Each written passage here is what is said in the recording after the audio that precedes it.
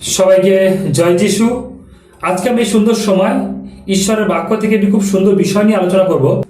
ঈশ্বরের বাক্য আপনাকে দুঃখের সময় সান্ত্বনা দেবে।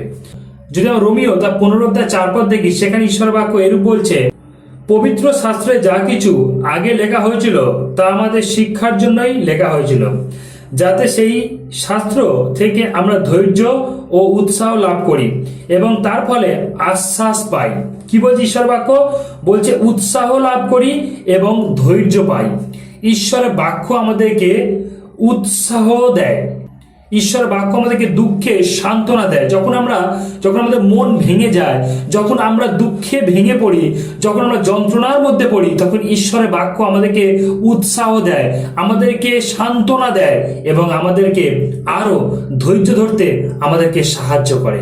তাই খ্রিস্টের প্রিয় বিশ্বাসী ঈশ্বরের সন্তানরা, আপনারা যখন দুঃখের মধ্যে আছেন, আপনারা যখন কষ্টের মধ্যে আছেন, আপনারা যখন হতাশার মধ্যে আছেন, আপনারা যখন পরীক্ষার মধ্যে আছেন, তখন ঈশ্বরের পবিত্র বাক্যকে পাঠ করুন। কেন ঈশ্বরের বাক্য দুঃখে আমাদেরকে সান্ত্বনা দেয়, আমাদেরকে উৎসাহ দেয় এবং দুঃখের সময় আমাদেরকে ধৈর্য ধরতে বলে ঈশ্বরের পবিত্র বাক্য।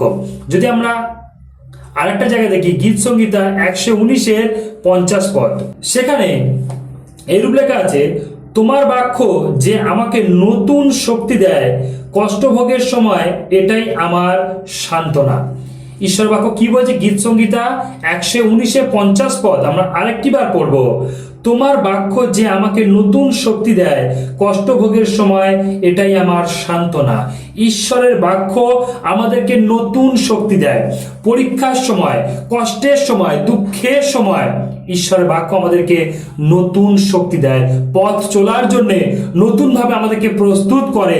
ঈশ্বরের বাক্য হলো আমাদের চরণে প্রদীপ ও আমাদের পথের আলো। ঈশ্বরের বাক্য আমাদেরকে দুঃখের সময় সান্ত্বনা দেবে, দুঃখের সময় আমাদেরকে পথ দেখাবে। যখন আমাদের সমস্ত পথ বন্ধ হয়ে যাবে, ঈশ্বরের বাক্য আমাদেরকে নতুন পথ খুলে দেবে, যা পথ আমরা ঈশ্বরের পবিত্র বাক্য থেকে পাই। তাই খ্রিস্টের প্রিয় বিশ্বাসী ঈশ্বরের সন্তানরা, দুঃখের সময় অনেক মানুষ আছে যারা গিয়ে তারা মদের বোতল হাতে তুলে নেয়। দুঃখের সময়, কষ্টের সময়, যন্ত্রণার সময় অনেক মানুষ আছে যারা নেশার পথকে বেছে নেয়। আজকে আমি তাদেরকে বলতে চাইছি, যদি আপনার জীবনে দুঃখ আছে, কষ্ট আছে, হতাশা আছে, নিরাশা আছে, তাহলে আপনি মন্দতার দিকে যাবেন না, নেশা ভানের দিকে যাবেন না, নেশারই হবেন না। আপনি এসে ঈশ্বরের পবিত্র বাক্যকে গ্রহণ করুন, ঈশ্বরের বাক্যকে পাঠ করুন। যিশু বলছে, হে পরিশ্রান্ত ভারাক্রান্ত লোক সকল, তোমরা আমার নিকটে এসো, আমি তোমাকে বিশ্রাম দেব। যিশু পারে আপনাকে আত্মিক বিশ্রাম দান করতে। আপনি জগতের মাঝে আপনি হারিয়ে গেছেন, পাপের বোঝা বয়ে বয়ে আপনি পরিশ্রান্ত হয়ে গেছেন, ভারাক্রান্ত হয়ে গেছেন।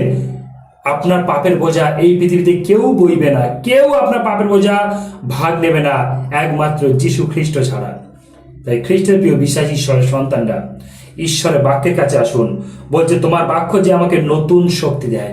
ঈশ্বরের বাক্য আমাদেরকে নতুন ভাবে বাঁচবার জন্য প্রেরণা দেয়, নতুন শক্তি দেয়, নতুন আশ্বাস দেয়, নতুন ভরসা দেয়, নতুন ভাবে আমাদেরকে উৎসাহ দেয় এবং আমাদেরকে সান্ত্বনা দেয়, যেন আমরা ঈশ্বরের পথে আরো এগিয়ে এগিয়ে আমরা চলতে পারি। হালেলুয়া। তাই খ্রিস্টের প্রিয় বিশ্বাসী ঈশ্বরের সন্তানরা, যখন আমাদের জীবনে সমস্যা ও সংকট আসে, তার কারণে আমাদের জীবনে দুঃখ কষ্ট আসে, আর তখন ঈশ্বরের বাক্য আমাদের জীবনে সান্ত্বনা দেয়। তাই খ্রিস্টের প্রিয় বিশ্বাসী ঈশ্বরের সন্তানরা, দুঃখ কষ্টে ঈশ্বরের বাক্যের কাছে আসুন। ঈশ্বর আপনাকে সঠিক পথ নির্দেশনা দেবেন। তাই আপনি ভুল পথে যাবেন না, আপনি কোনো জগতে মানুষের কাছে ছুটে যাবেন না।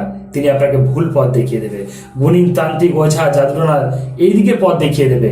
কিন্তু যখন আপনি ঈশ্বরের লোকের কাছে আসবেন, সেই ঈশ্বরের লোক আপনাকে ঈশ্বরের পবিত্র বাক্যকে দেখাবে, যাতে সেই বাক্য পড়ে আপনি ঈশ্বরের পথকে জানতে পারেন। তাই তো যিশু বলছে, আমি পথ সত্য জীবন, আমার মধ্যে থেকে না গেলে তোমরা কেউই পিতার নিকটে পৌঁছাতে পারবে না।